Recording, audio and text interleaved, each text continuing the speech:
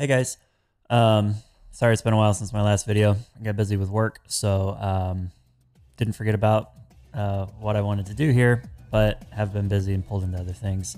I did want to get into Blackwater Behemoth on Mythic, Holy Paladin healing. This is the log of our first kill, and just so you guys can see what's going on, this is me. I wanted to go over gear first. Try to keep this video a little shorter than the 30-minute Radiance of Ashara video. So similar setup to Radiance. Still have 3 Glimmers, 1 Light's Decree, 1 Loyal to the End, 1 Radiant Incandescence, Elemental Whirl, which has a chance to proc a secondary stat for 10 seconds, Overwhelming Power, which has a chance to, whenever you damage the boss, you apply a stack of Overwhelming Power. Since we're should be always in melee range and should be always Crusader striking, maybe a Judgment or 2, we should be able to proc Overwhelming Power. Synergistic Growth, which is for Mastery, 2 Resounding Protections, Stalwart Protector, which I don't really love this one because especially for this fight, shield is used as an immunity for the barbed shot, which is a new mythic mechanic, but this is better than vampiric speed, I think, is what the piece has. And I have 1 Azerite empowered piece. Moving into talents, obviously I'm taking Crusader's Might, Rule of Law, Repentance, you can pick whatever here. Devo Aura, Holy Avenger, Sanctified Wrath, Divine Purpose. I'm running with Vision in the Major for the reduced cooldown and the chance to proc wings. As you get higher and higher ranks of Vision, it becomes the go-to Holy Paladin essence. Anytime you can proc wings, you're doing more healing, getting more glimmers out. It does make it the preferred choice. I don't think you want it at rank 1, but if anything beyond rank 2, Vision's very strong. Still working on getting rank 3. I've been putting off doing Mechagon for a couple weeks, so I'm back to grinding it. In the minor, I'm doing Well of Existence. Well of Existence is just very powerful still. 15% of your overhealing is stored in the Well of Existence. When you heal a target under 50%, some of that overhealing is then passed on to the target. We will overheal people if they've got Glimmer on them, and we Holy Shock a new target just to even apply Glimmer. That's going to count as an overheal. Our little healing Chad will fill up very quickly.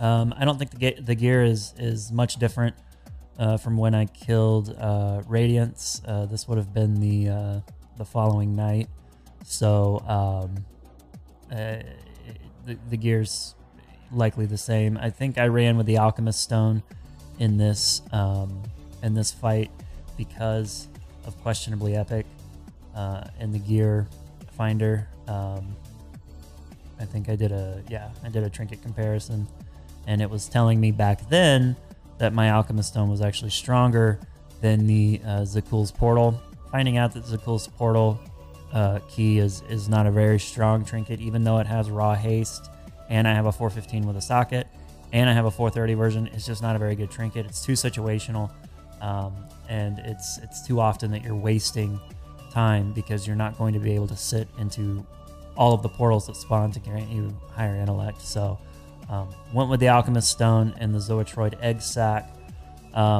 Everything else, again, is pretty much the same. What was my haste at? My haste was at 2268 for this fight. My crit was very low. My mastery was at 1247. Just so you have an idea of the stat weights. So the new mechanic with this boss is Barbed Shot. He's going to target an ally and deal like 1,000,000 damage to that person. It can be immune with Divine Shield, Ice Block, Turtle from Hunters, Cloak from Rogues. Any immune class can take care of this. If you get a non-immune class that gets targeted with it, you will need that person to have some help soaking, very similar to the Mr. Sazine mechanic from Tomb of Sargeras. So what our initial plan was to do is to soak every non-immune class. up until the third platform. Once we got to the third platform, if you got targeted and you didn't have an immunity, you would just be sacrificed, because at that point it's just a race against the bioluminescence debuff. You can see that we're killing the pufferfish now. We don't have bioluminescence. We have drowning in darkness or whatever it is, and so we cannot receive any healing except for the tanks. I found that out. The boss applies luminescence to them so that they can be healed, which is good. But either way, we've had to change this in weeks, further weeks, as we've kind of got this boss down on farm. We're finding that sacrificing the healers on that third platform can be dicey. Now, I think the reason for that is because one of our healers is switching to disc. So they're going from Holy Priest, which they know very well, to Discipline Priest, which they're having to relearn, which is something that is much needed for further fights in the instance, i.e. Ashvane, which is what we're progressing on now. So we were a little lower in the healing than we were used to, and so we actually had to 5 heal this fight last week when it was on farm, in comparison to 4 healing it this week. We just have some people moving roles. We had new DPS in. We had some lower DPS in because we're got people that are weren't happy with their mains. They're switching to an alt. So we're still trying to figure out gearing, and so we actually hit a little bit of a hiccup last week when we were trying to farm this boss, and found that it was actually a little more challenging than we were anticipating. All that to say, the reason we soaked on the third platform, again, was just for healers. So if I had already burned Bubble, for instance, and didn't have it up for the third platform, I would have soaking buddies on the third platform because we needed the healing. So you can see the pufferfish is going to go down, and we are going to start attacking the boss. Now, in farm, what I've been doing is I will pop wings right around 40% pufferfish health. So right about here, I'd pop wings. And the reason is I'm trying to get better with, because I have Light's Decree and I have an extra 10 seconds of wings, Holy Avenger, which is right here, is only a 20-second buff. But Avenging Wrath is 30, again, because of Light's Decree. So what I've been doing is I'm trying to pop wings first, get as many glimmers out as I can, do some healing for, around 8 seconds. I say 8 seconds because around the 22-second mark, you want to start to consider popping Avenger. The reason being is that you're likely going to get globaled. If you wait till 20 seconds to cast a Holy Avenger, you're only going to have 18 seconds left of wings, and they're not going to line up right. So around 22, 21 seconds is when you want to start considering casting Avenger. Didn't do that in this kill, obviously. I'm just talking about farm fight. So again, pufferfish goes down. I'm gonna unleash wings here, and again, I stacked them here, but I'm trying to get better now with popping wings first, waiting 8 seconds, then popping Avenger. You're still gonna put out a bunch of healing no matter what, so you can still chain them if you really want to. Let's see why we lost Geo there. I'm pretty sure she never got bioluminescence, and she had toxic spine, so she's got a dot. She's not getting healing, so she needs to be obviously covered in bioluminescence to receive that healing. Believe it or not, we still have people that struggle with that. They won't get their bioluminescence, and it's kind of like okay. So as you can see right now, the first pulsing shock pulse, excuse me, has already gone out, and I've already covered that with wings and Avenger. I believe I popped my, let me just make sure that I'm doing it right. Yeah, okay, so I popped Devotion Aura right as the pufferfish goes down. Now the reason I do that is because of Chain Lightning. You can see it's already hit a couple people, myself included. In farm, I would pop Devo probably around the time that I pop wings. You want Devo to go out really early in the fight because Chain Lightning is going to go, because Chain Lightning is going out, and because you're not receiving any healing. Devotion Aura will at least dampen some of that damage. So I had popped Devo early. That's what I'm using Devotion Aura for. It's only for when we kill the pufferfish and people are going to have to stack. Shock Pulse can be covered by any number of raid cooldowns. Let's see. Okay, so here's the Piercing Barb. This is a weak aura that our raid leader has set up because we are bad at noticing mechanics sometimes. You can see the barb kind of looks like a I don't know, a bluish line. It's incredibly difficult to figure out when you're lined up correctly within the piercing barb. We've had people go all the way up. We've had people try to remain centered. We've had people stay on the ground. It doesn't really matter. It's really hard to tell where you are on the y-axis. So honestly, for farm, I've stopped soaking those, and I'm letting the DPS handle it. That's not the good thing to do. I need to be helping the team out mechanically and soaking those. But it's like I'm already in melee range, so I'm in a disadvantage. We're at a disadvantage as a class because we have to be in melee. And honestly, if we've got other melee that are more mobile or range players that can take care of it, we prefer that they do. So I kind of stopped soaking and only worried about output, not from a ranking perspective, not from anything like that, just more as a, you know, if I'm not helping and I'm not taking any damage anyways, why waste the time trying to figure out where we are? So you can see we've got basic premise is to just get as many glimmers out as possible.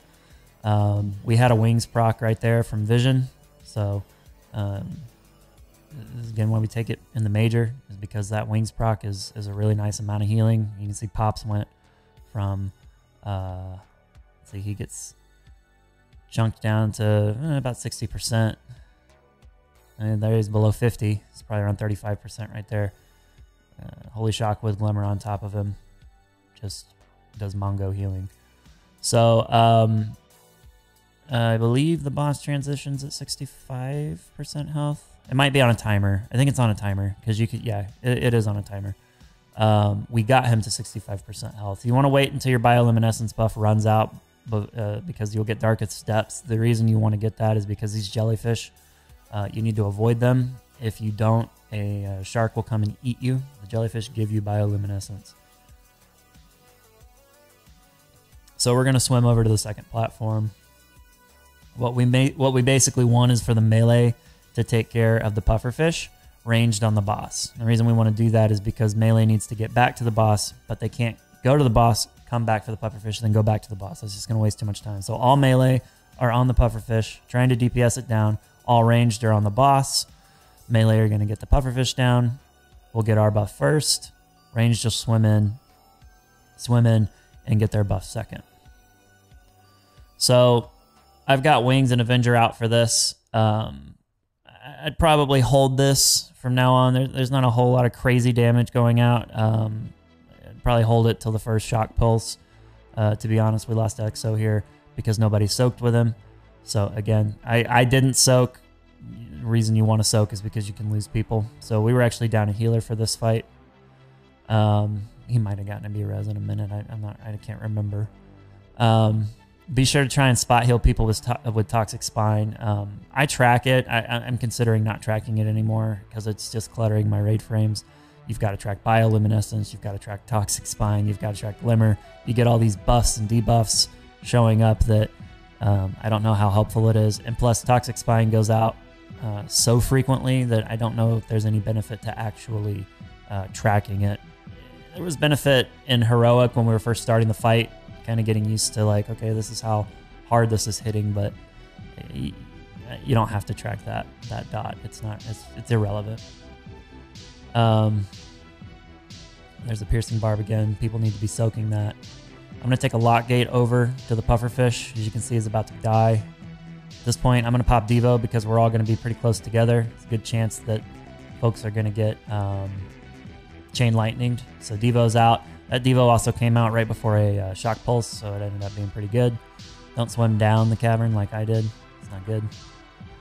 Could have gotten eaten by a shark. So here I actually try to soak this one, and I don't even know if I was lined up correctly. It looks like I was. I did take a chunk of damage, but again, it's really hard to tell on that y-axis how far up you need to go. Pro tip for you that maybe aren't using Divine Shield all that much. Divine Shield, not Divine Shield, Divine Protection should be up for almost every shock pulse. And if it's not up for every shock pulse, it's up for every other shock pulse. Shock pulse does a lot of damage, but if you've got Divine Protection up, it does a significant amount less. I mean, I think it's 40% DR or something like that. Maybe 20%, but Either way, you need to be using your Divine Protection on cooldown in this fight. It lines up really, really well with Shock Pulse, where you know, you can get that nice damage reduction and stay close to the boss because he's doing a pushback, and the further away you are, the less damage you take. But again, we're a melee class, we need to be close. I'm not gonna lie to you guys, I hate this fight, and I hate this aspect of the fight. Getting to the third platform is a nightmare because of the amount of jellyfish, and the slipstream buff doesn't last that long. And for me, it's just hard to see where I am positionally. Like, am I gonna hit one of these jellyfish? Am I not? He's swimming up towards me. I can't really get any depth perception on him. I can't tell how far away he is. So you can see I'm trailing behind the group. It's just because I don't like this fight, and I was trying to be safe. So there goes the pufferfish. We were almost too late, but we did get our buff. So here I'm probably going to pop wings again. There's Avenger. There's wings. And we're just going to start healing the raid back up after they took all that damage from having the Darkest Depths debuff on them. I get Piercing Barb. I'm going to go ahead and immune it. I started to move out, and then I realized, oh, hey, I can immune it. So that went out. Now, again, on farm, what we've been doing is we've been trying to save healers. So let's say I get targeted by this, and then I get targeted again. Well, what we would do is actually have melee and range try to stack on me. So I would get as far out onto the platform over here as I could, where you can see the fireball coming out. I would get as far out onto that platform as I could, so that ranged and healers could ranged and melee could soak with me.